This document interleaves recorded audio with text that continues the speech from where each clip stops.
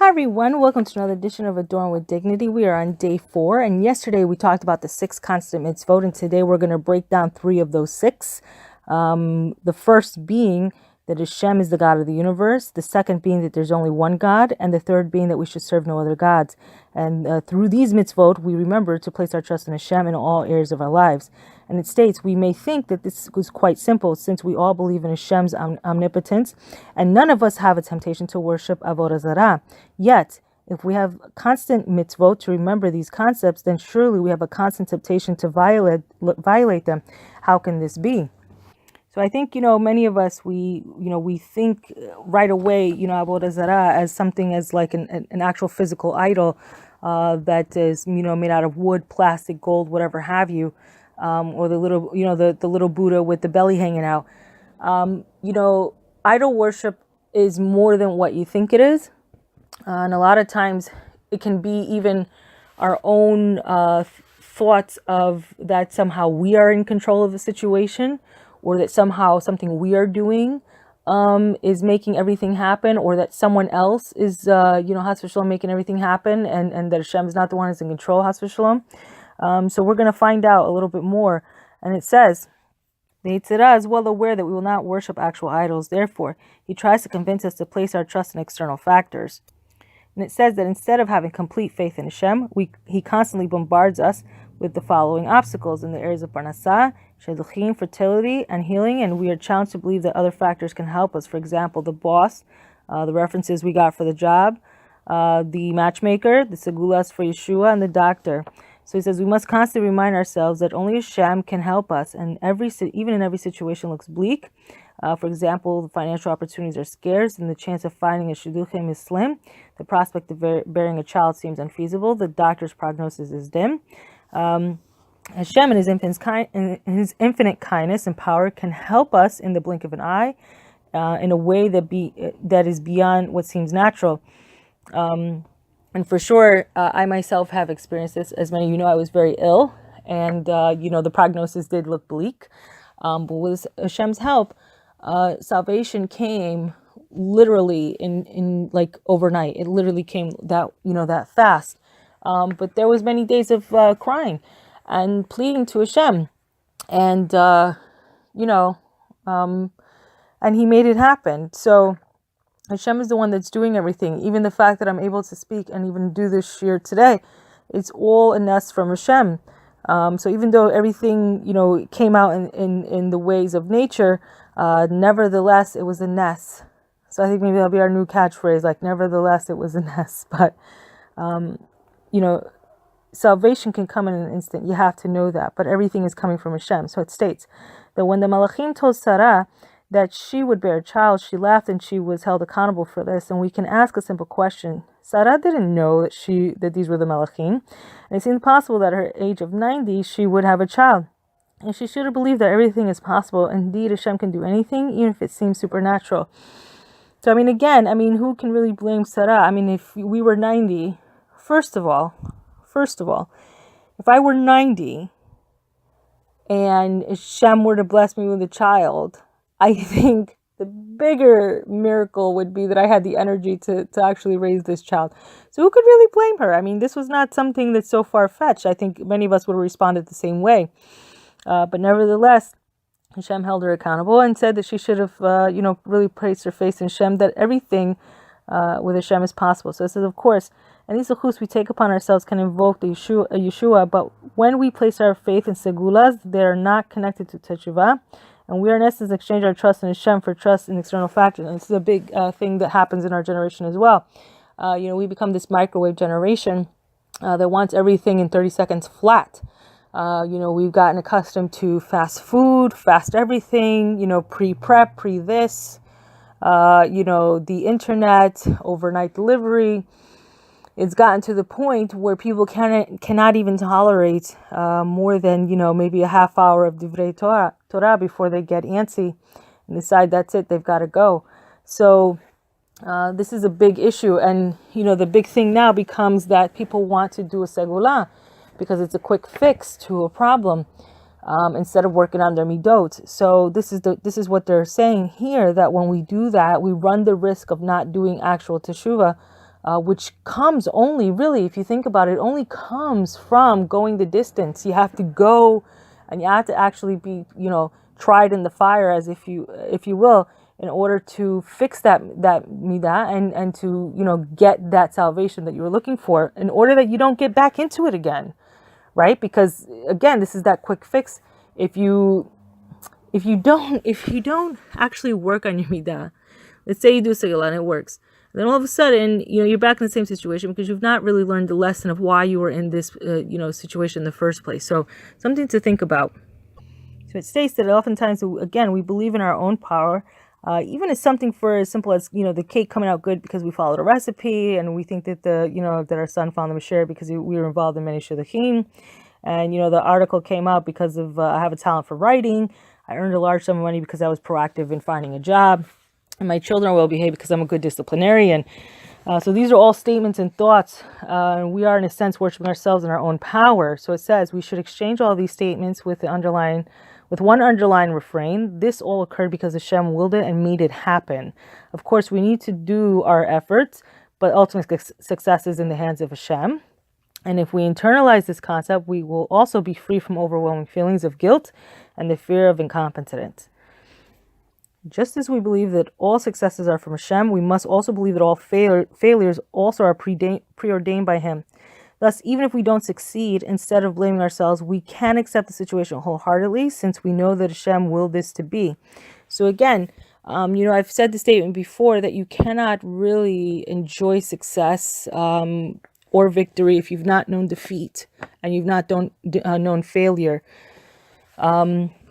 Everybody falls, and that too comes from Hashem. I think we only think of when everything goes right that is coming from Hashem, but when we fall flat on our face, that is coming from Hashem as well. And there's something to be learned in that. So it says that sometimes our nisayon comes from other people, a neighbor, a friend, or a family member, and they may have behaved inappropriately towards us, and we may erroneously assume that it's his fault that I'm in a bad mood today. It's all because of her that I lost my job, thanks to her negative information. The shidduch didn't work out. Because of her negligence, we lost money. And, it states that all these statements may be a form of idol worship because, in essence, we know that nobody can harm or hurt us unless Hashem wills it. Maybe for this reason, the Gemara teaches that one who gets angry is considered to be worship idols. And such a person is attributing power to other people. In truth, if he would truly believe that Hashem is the master planner and that He preordains everything in our lives, we would not get angry. So again, a very good analogous to this is that stick that's hitting the dog, and oftentimes the dog is getting angry at the stick, and the owner goes and he throws the stick, and the dog goes and chases the stick, and it gets all upset, and he's trying to tear up the stick. In truth, the stick did nothing. The stick did nothing. It was an instrument in the owner's hand. This is the same thing with us. When somebody is, something is happening to us, or someone is, giving us a hard time, this is coming from Hashem. They, in essence, become the stick in Hashem's hand that is coming to hit us for a reason.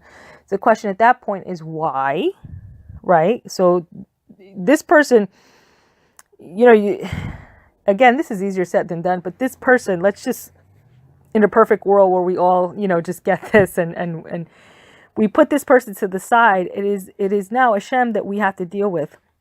Because again, this person is nothing more than the executioner of a decree that came from Hashem. Hashem is the only one that can change that decree. And so therefore we have to go back to the source who gave it to us in the first place. So it says, additionally, this mindset of believing that Hashem is the only power in the world can help us overcome the fear of ayin hara. And he says we can strengthen ourselves with the fact that a person's ayin hara cannot affect us. Since we place our full trust in Hashem, nobody can harm us unless He wills it so. And only He has the power to protect us. Indeed, it is written in the Gemara that if someone is not afraid of the ayin hara and he places his full trust in Hashem, then it will not affect him. So again, this is very important to take in, because this is another thing I told you, like we're a microwave generation. We want everything right now.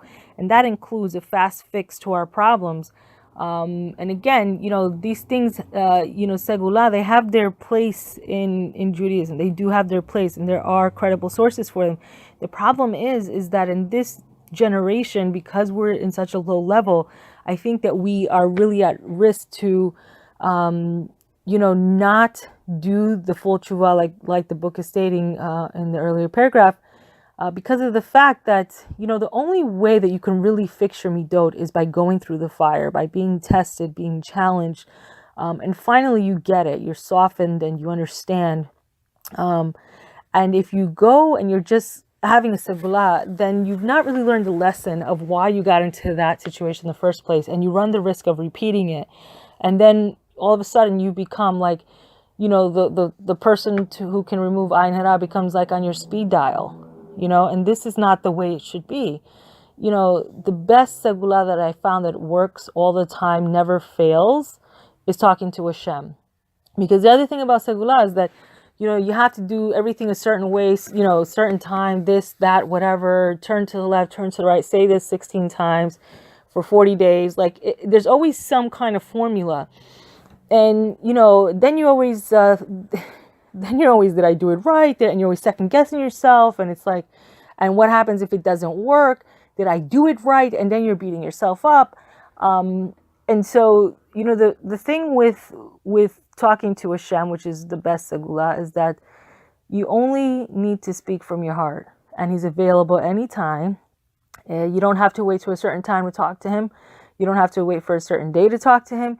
You can talk to him all the time, every day, for free. And because he's the one that gave you the problem that put you in this predicament, he's also the one that can take you out.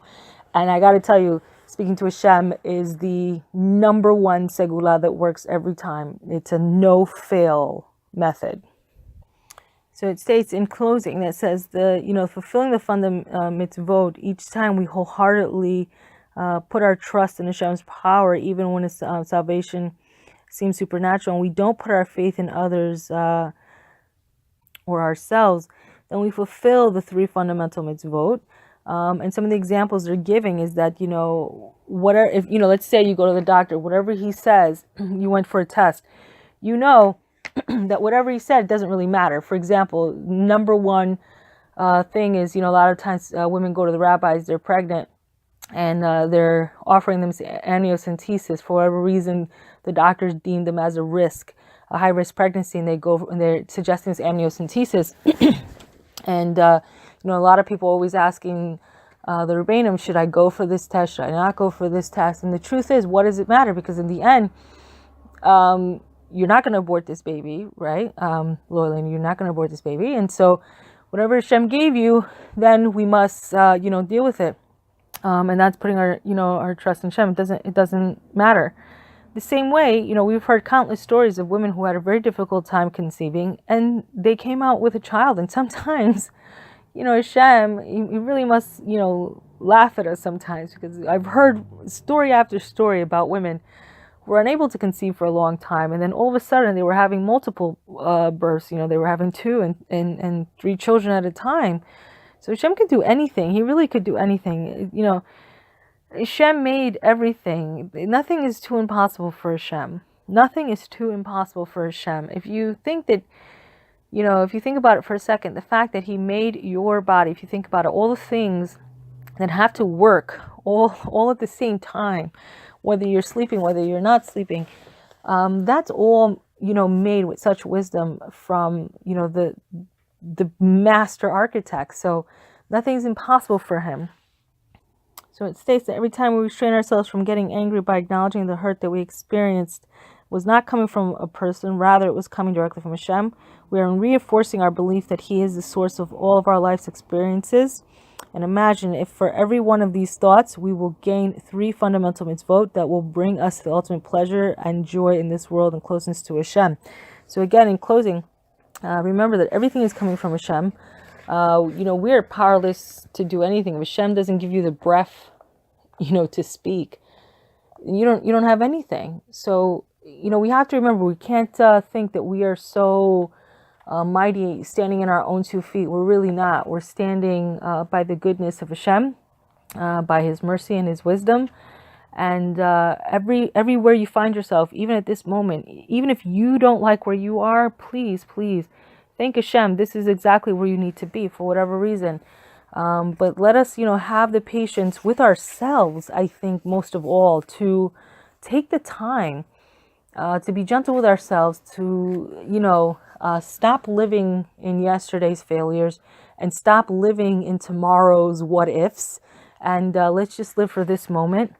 And in this moment, we know that Hashem is with us, and that's all we can do is just be in this moment. So that's it for today, and I hope we'll all be together again soon. B'ezrat Hashem.